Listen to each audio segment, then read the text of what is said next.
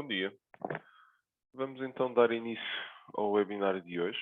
Portanto, o webinar de hoje vai ser dedicado às novas métricas do Google para SEO.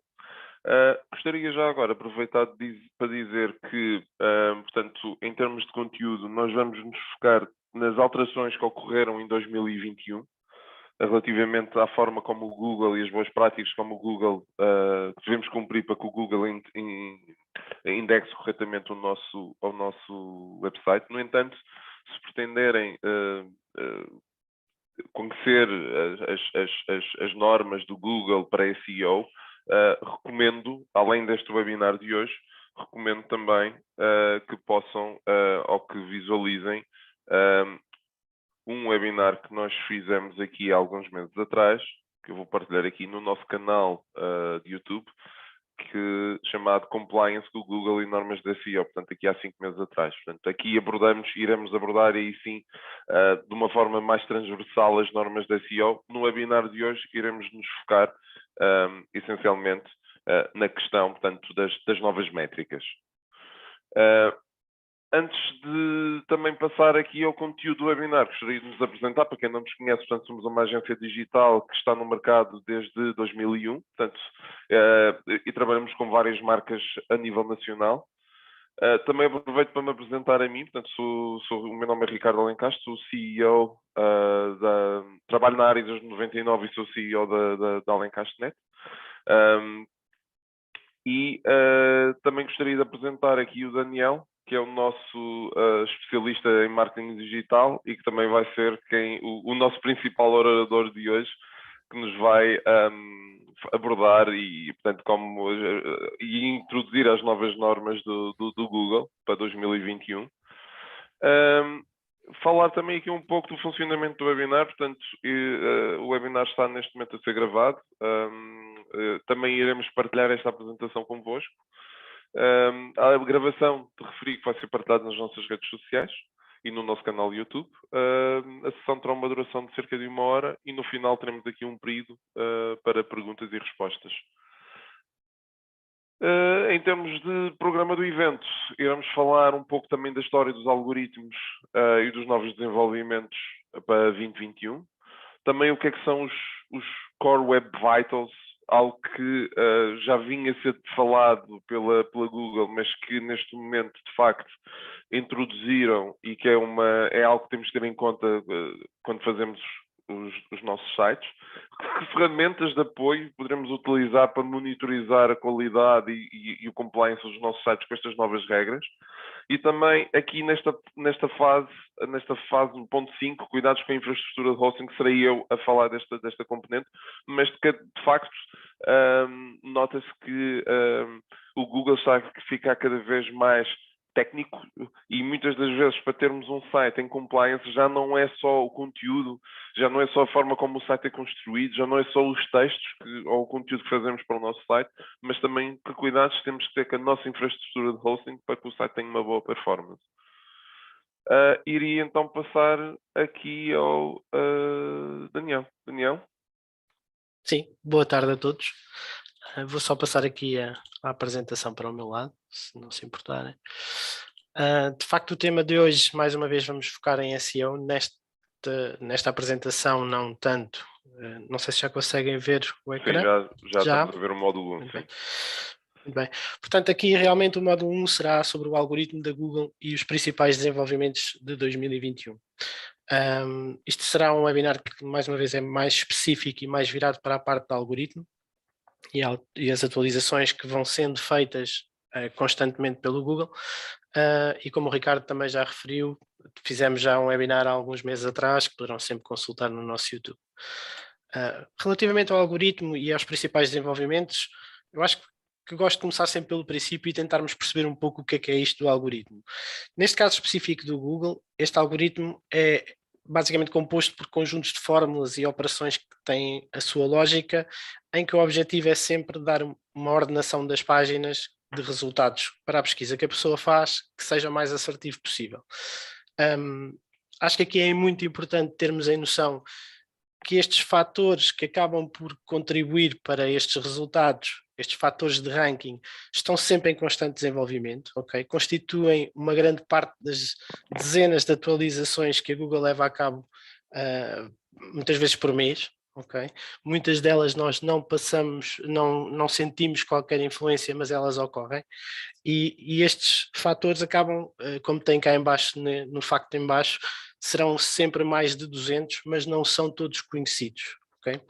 Estes algoritmos da Google, no fundo, são o segredo mais bem guardado pela própria empresa, uma vez que é com ela que a Google se torna o melhor ou não motor de pesquisa. E já agora, se me permites, Daniel, uma das coisas que eu costumo dizer muitas vezes quando estou em reuniões e falamos da SEO é que, de facto, a Google, de facto, divulga algumas informações sobre os seus algoritmos, mas há algumas informações, algumas normas, algumas boas práticas. Eles não dizem como é que o algoritmo funciona. Exato. Portanto, é de facto impossível. Isto não é uma ciência exata. Além disso, também muitas das vezes sente-se que de facto há uma evolução e vamos sentindo de facto mudanças no Google que muitas vezes percebemos que elas existem, mas que são mudanças que não foram comunicadas ou divulgadas. Portanto, também muito deste trabalho acaba por ser um trabalho de Monitorização. monitorização e constante otimização. Exato. E por fim, gostaria de dizer que uma das razões porque o Google também muitas das vezes implementa estas alterações é que eles querem mesmo que as pessoas tenham o utilizador final tenha uma boa experiência de navegação e uma boa experiência de resultados. Aliás, a prova disso é que, inclusivamente, porque há um facto curioso aqui, não está num âmbito do webinar, mas, por exemplo, no Google Ads, quando fazemos publicidade de Google Ads, as keywords que têm melhor ranking nas nossas campanhas, muitas das vezes, para ficar em primeiro lugar, pagamos menos do que aquele que está em segundo e terceiro lugar. Porquê? Porque a nossa keyword pode eventualmente estar muito bem alinhada com aquilo que as pessoas estão a pesquisar e, portanto, a Google até nos cobra menos pela publicidade para garantir que as pessoas, de facto, que os melhores estão em primeiro lugar. É um facto curioso. Desculpa a interrupção, Daniel, mas estás à vontade, Ricardo. Eu acho que este tema é um tema que é extremamente aberto a diálogo e a esta conversação, porque lá está, é um segredo muito bem guardado pela Google e é o desvendar deste segredo que acaba por tornar às vezes um site mais bem posicionado ou não. Ok, vamos passando aqui. Eu já vos dei aqui um pouco o conceito, agora falar-vos um pouco da história. Isto são alguns dos updates que para mim ficaram marcados e obviamente cada um dos especialistas nestas áreas dirão, este não, deveria ser outro, mas estes para mim, e vou-vos explicar porquê, são aqueles que ficam para a história. Okay? Então temos aqui em 2003 o Boston Update. Isto foi a primeira vez que oficialmente a Google indicou que tinha feito uma atualização. Pronto, mais uma vez, avisou que tinha feito, não é que iria fazer. Em que deu simplesmente mais ênfase à questão dos backlinks com qualidade. Sabe-se hoje que houve updates anteriores, nomeadamente em setembro de 2002, mas este foi aquele em que a Google disse, ok, nós volta e meia mexemos nisto e fazemos alterações, neste caso fizemos esta. Depois, ainda em 2003, há o Florida Update. Este update teve aqui alterações significativas. Fez aquilo que se chama muitas vezes o Google Dance, que é os sites passaram a passar mais para cima ou mais para baixo, consoante a sua relevância. Okay? E aqui foi praticamente o início de SEO, ou seja, aqui começaram-se a criar especialistas nesta área porque viram a importância de que esta área iria ter no desempenho dos seus websites. 2011, damos aqui um pulo grande, mas de facto em 2011 há o Panda Update. Okay? Neste caso, este é um dos updates que para mim são mais revolucionários. Para termos uma noção, começou em 2011, mas ainda em 2021 estávamos a ter atualizações de Panda. Okay? Muito focado em conteúdo, em que o objetivo foi penalizar conteúdos que tivessem muito pouca ou nenhuma qualidade. 2015 temos aqui a questão de mobile, okay? Começámos a discutir a necessidade de ter sites responsive, começámos a discutir a questão do mobile friendly, passou a ser um fator de ranqueamento e em 2016, no ano a seguir, começou a entrar a teoria do mobile first. Ok. E já agora, se me permites, uma das técnicas, ou pronto, obviamente que depende sempre do nosso target e depende sempre daquilo que queremos atingir, mas uma das boas práticas, era a palavra que estava à procura, uma das boas práticas em web design, principalmente quando se está a fazer parte do UX e UI, que referem é de facto fazer um mobile first. E o que é isto do mobile first? É desenhar primeiro em mobile, garantir que funciona bem em mobile e depois pensar no desktop. Obviamente que isto também depende muito do nosso target. Por exemplo, nós notamos, nós obviamente temos os chats dos nossos clientes e vamos analisando as estatísticas muitas das vezes e apercebemos que de facto há indústrias ou sectores de atividade em que o mobile é 50% ou 60%, às vezes até 70% do tráfego. Temos outros clientes e outras indústrias, por exemplo, um B2B, tipicamente já acaba por ser, se calhar, o mobile, embora já tenha vindo a crescer, o mobile se calhar ainda é 10 ou 15 ou 20% do tráfego. Portanto, obviamente, tendo em conta o nosso target, podemos adaptar ou não, mas sem sombra de dúvida que os sites têm que ser responsive ou de facto o Google vai penalizá-los. Exato. Aqui esta questão do mobile first, a parte de index, significa que cada vez que fazemos uma alteração num website, a primeira vez que o Google lá passa é na sua versão mobile, ou seja, só depois irá passar na outra versão porque estão a dar esta primazia à questão do mobile. Okay? Queria só recuar aqui para o Panda, porque tinha aqui de facto um motivo pelo qual a Google lançou estes updates de Panda relativamente ao conteúdo. Em 2010, chegou-se a uma fase em que se começou a achar que os resultados que vinham da pesquisa no Google já não tinham conteúdo com tanta relevância. Neste caso havia culpados, começou a existir empresas que faziam literalmente aquilo que se chamavam de content farms, ou seja, criavam conteúdos massivos, muitas vezes de nicho, e estamos a falar, por exemplo, de uma empresa que se chamava Demand Media, que conseguia criar à volta de 7.000 páginas de conteúdo por dia, ok? E qual era o objetivo? A questão era fazer páginas de conteúdo, lançá-las nas redes sociais e captar através dos anúncios números financeiros, não é? Que acabavam por dar à empresa um destaque muito grande. Para terem noção, com este lançamento do Panda em 2011, onde estes conteúdos de baixa qualidade começaram a ser penalizados, a empresa, a tal Demand Media, em 2012, anunciou perdas de cerca de 6,4 milhões de dólares. Tudo isto por causa do Panda. Okay. Saltando aqui para 2015, temos o RankBrain. Aqui é só a introdução a 100% daquilo que é a inteligência artificial e machine learning dentro dos algoritmos da Google. Neste caso, começar a utilizar pesquisas que fossem únicas para começar a identificar padrões de comportamento. E dando aqui o salto para aquilo que considero ser os 5 principais updates de 2021, tivemos logo em fevereiro um update que eu acho muito interessante, que é o Passage Ranking Update. Okay? Não sei se já tiveram a oportunidade, está aqui um exemplo. Ou seja, hoje em dia, se nós fizermos uma pesquisa por algum significado ou por algo relativamente direto, nós vamos ter muitas vezes um snippet, que é esta parte pequena, que nos vai dar a resposta imediato. Okay? Ele fica associado à página de onde vem, mas dá-nos a resposta à pergunta que nós colocamos. Qual é aqui a alteração? Se me permite, isso acaba por tem vantagens para o utilizador, mas acaba por ter desvantagens para o próprio, para quem publica o conteúdo, não é? Pode ter a resposta antes de sequer o utilizador entrar no site, não é? Ou seja, se o utilizador ficar 100% satisfeito com a resposta, não vai sequer fazer uma entrada no site.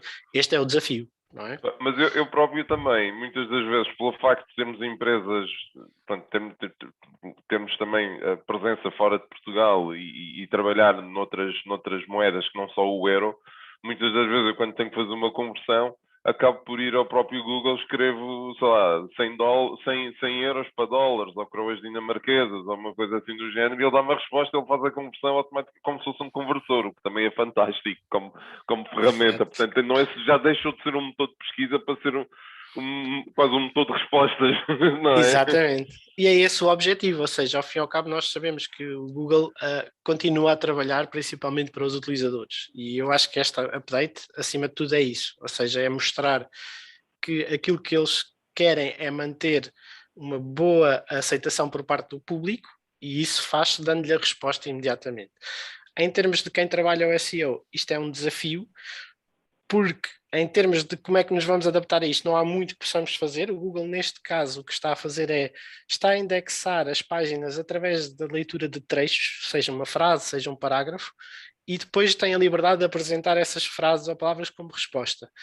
Uma nota que é este update também altera a forma como o Google faz o ranking da página no seu global, ou seja, ele vai identificar parágrafo a parágrafo, qualificar esses parágrafos e isso vai transformar na avaliação da página. Okay? Porque é que isto, em termos de SEO, nos mexe? Ok, nós temos de trabalhar o conteúdo, focar-nos em long tails. Para mim, acho que é essencial. Nós cada vez mais temos que fugir à questão de keywords de 2 palavras e termos keywords com mais palavras para podermos ter hipótese. Okay? As pessoas fazem pesquisas mais complexas. Não foi o caso desta minha exemplo, mas é um facto. E temos de trabalhar o conteúdo da mesma forma, ou seja, torná-lo relevante, transversal ao tema que estamos a desenvolver na página e estruturar essa página e esse conteúdo de forma a que seja mais fácil ser indexado pelo Googlebot. Portanto, esta é a primeira que eu destaco deste ano. A segunda, aqui é mais uma nota, que é em abril de 2021 o Google lançou um update onde diz: ok, a partir de agora todos os websites, novos ou antigos, estão a ser indexados primeiro através da tal versão Mobile First. Isto começou em 2016, recordo.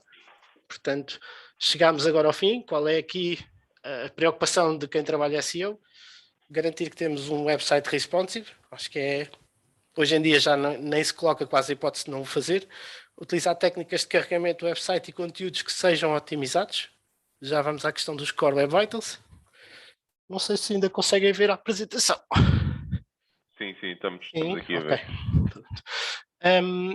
E de facto tentar e testar todo o tipo de pop-ups, formulários ou outros elementos que possam quebrar a parte do mobile. Sim, aliás, eu aqui acrescentava que um dos problemas, e vamos ver isso mais à frente, que aqui também vais apresentar, Daniel, mas um dos problemas que nós temos de facto é obviamente quem trabalha nas equipas de marketing, nos departamentos de marketing, mas e principalmente, e tu me referias marketing, porque as equipas de marketing que normalmente querem fazer as medições, portanto o tracking e medir o tráfego e medir a informação, e uma das coisas que se vai notar é que cada vez mais há uma tendência de instalação de componentes de terceiros. Há a instalação de um plugin para aparecer um pop-up quando um cliente faz algo e perguntar-lhe qual é o seu nome e o UML. É até a própria ferramenta da barra de cookies, é o pixel da Google, é o próprio Facebook. Google Analytics, o pixel do Facebook, eu disse Google, mas o pixel do Facebook e de outras, há outras ferramentas. LinkedIn, exato. LinkedIn também. E de facto isto vai também pesar na velocidade no site e no desempenho do site. E obviamente que também, sendo em mobile, muitas vezes temos de aqui ter um bom senso e um peso. O que é que eu de facto quero pôr, o que é que eu de facto não quero pôr.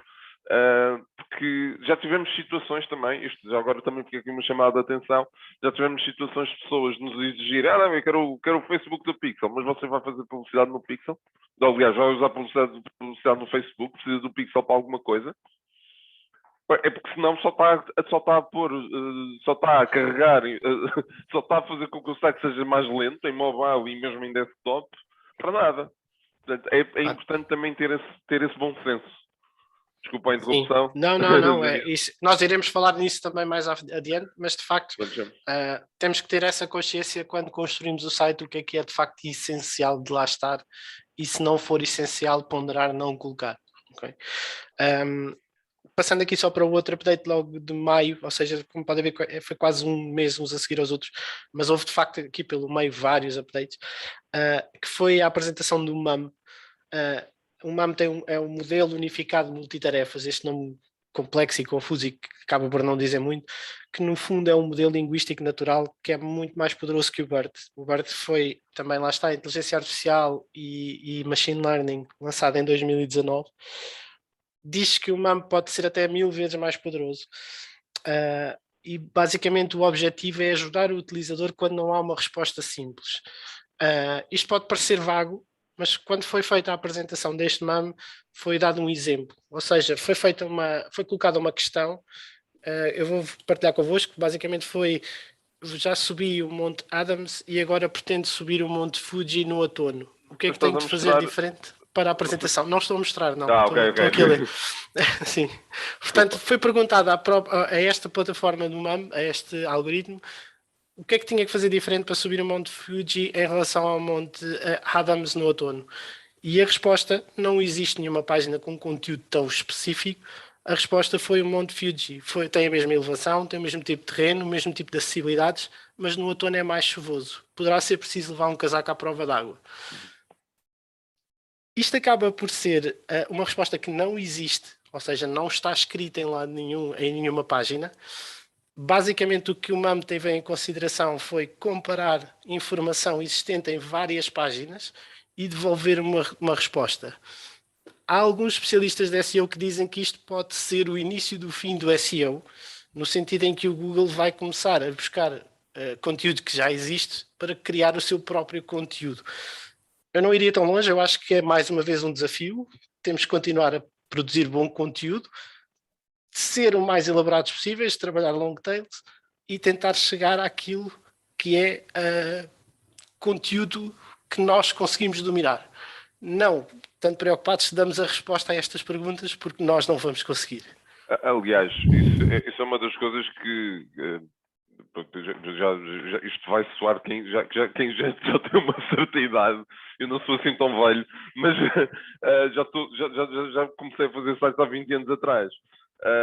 E eu lembro que muitas das vezes havia a tentativa de alguns clientes de meta aí estas palavras, metam aí estas frases, e de facto eu costumo dizer, até nos workshops que fazemos, quando damos formação nesta área, que nós devemos escrever não para o Google, nós devemos escrever para as pessoas. E se nós fizermos bom conteúdo para as pessoas, obviamente que temos de ter certos cuidados, os títulos e tudo mais, mas quando escrevemos para as pessoas, depois o Google, se o site tiver uma boa performance, se as pessoas ficarem naquela página porque tem bom conteúdo, ou naquele site, ou naquela secção do site, o Google também vai se aperceber disso e também vamos ganhar pontos com isso.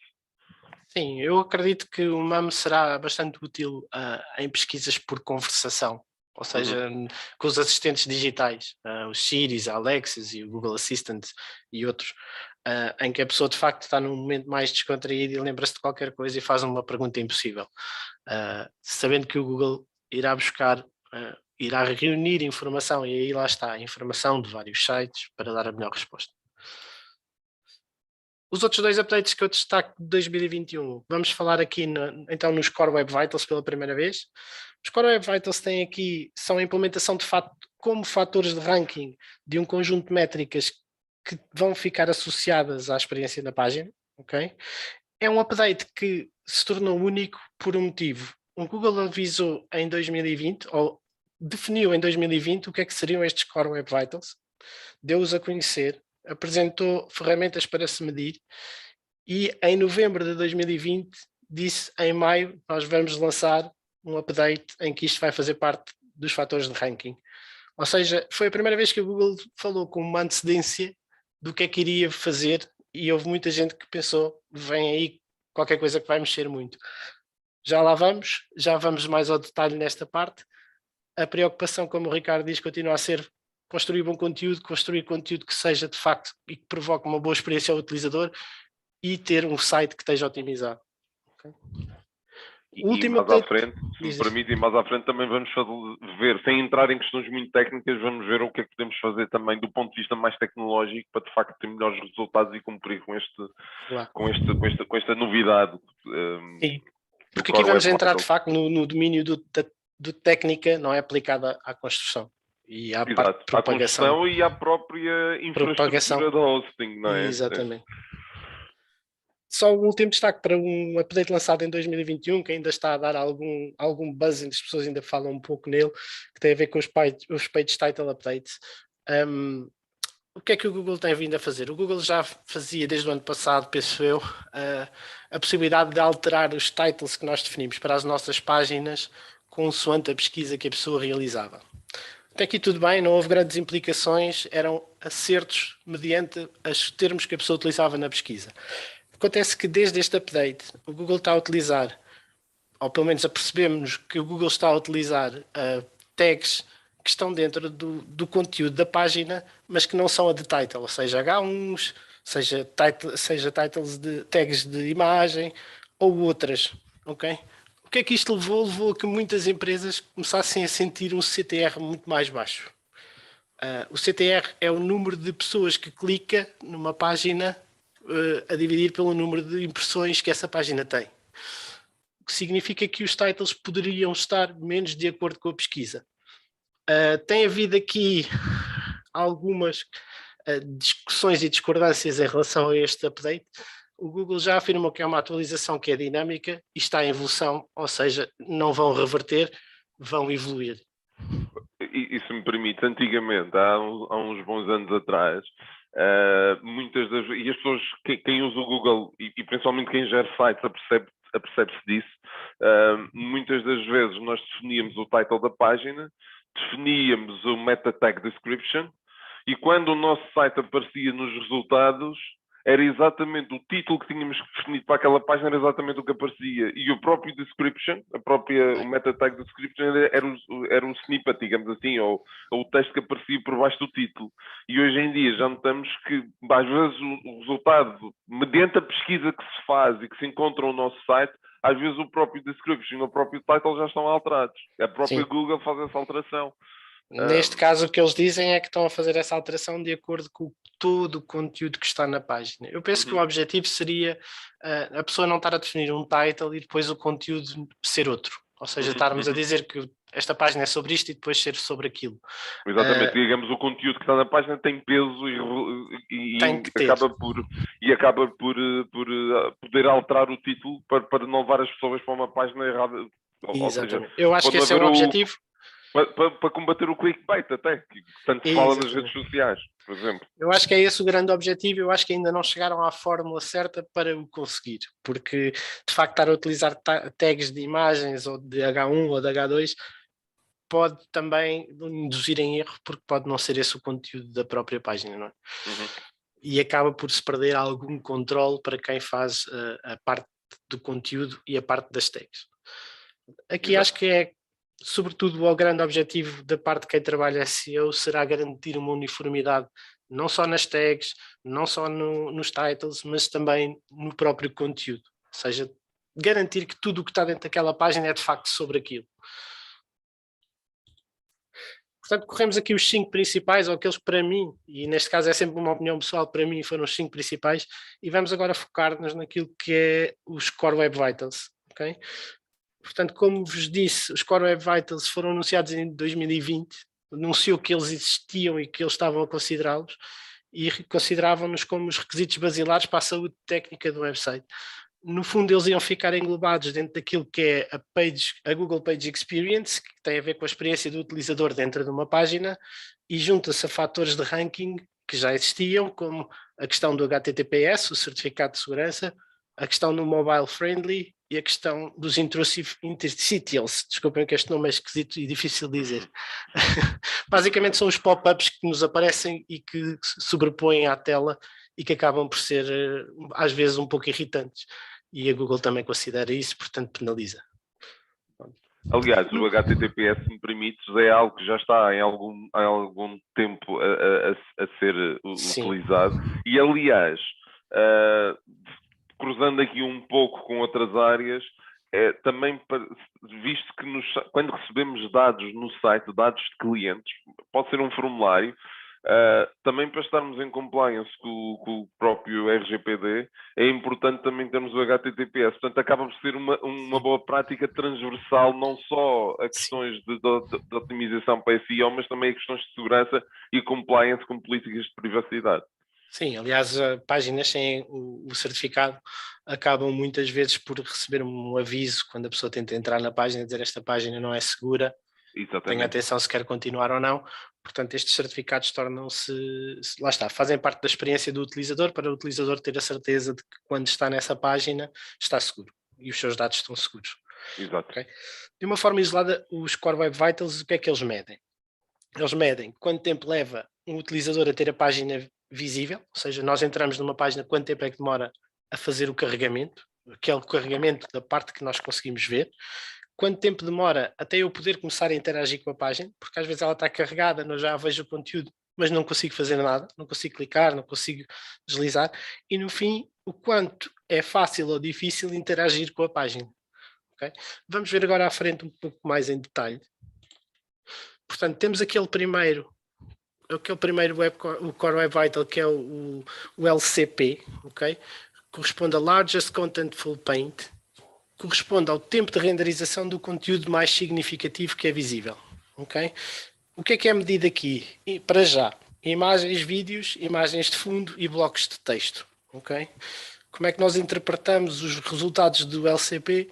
O Google considera bom um site que carrega numa velocidade igual ou inferior a 2,5 segundos, em forma que a página poderá precisar de melhorias se ficar entre 2,5 e 4 segundos, e será uma página pobre se demorar mais 4 segundos a carregar o conteúdo. Okay?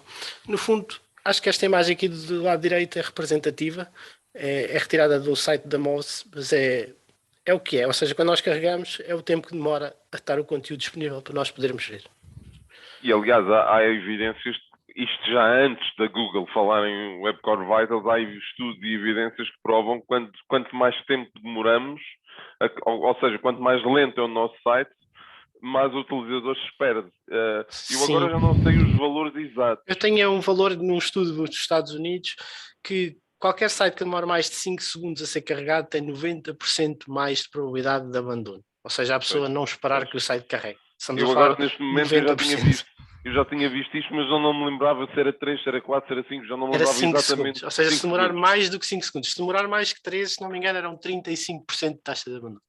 Ou seja, de facto, as pessoas hoje em dia vivem numa velocidade que não querem estar à espera. Já não têm aquela calma para estar à espera que a página carregue tudo. Alguns pontos-chave que são necessários reter aqui na questão do LCP. Ter um bom alojamento, e lá está a tal boa estrutura do website que o Ricardo estava a falar. O Ricardo irá desenvolver um pouco mais à frente e irão perceber o que é que pode ser feito para que isto seja mais rápido, para que o meu site seja mais rápido. Ter uma boa configuração ao nível do server-side rendering.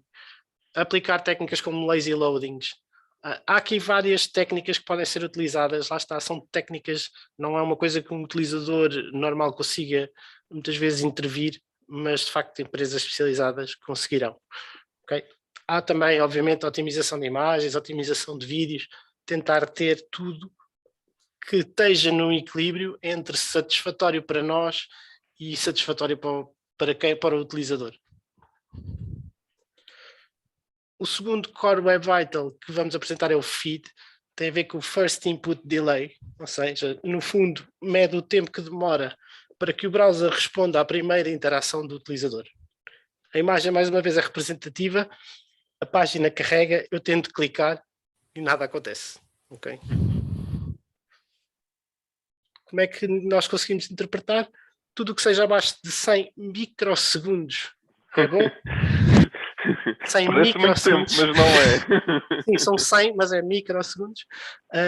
Tudo o que seja entre 100 e 300 necessita de melhoria, tudo o que seja mais do que 300, de facto, é considerado pobre.